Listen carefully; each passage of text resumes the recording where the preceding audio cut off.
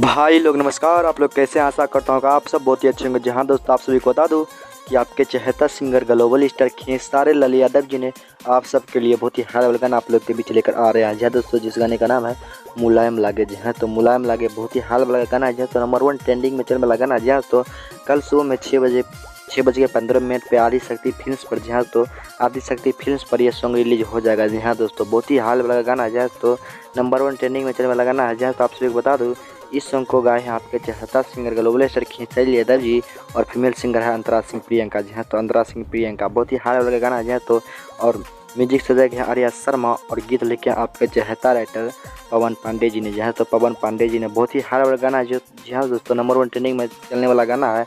अगर आप हमारे चैनल पर नए हैं तो प्लीज़ चैनल को सब्सक्राइब कर ले, ताकि जब भी मैं न्यू अपडेट लेकर आऊँ सबसे पहले आप तक पहुँच सके। तो मिलते हैं अगली अपडेट।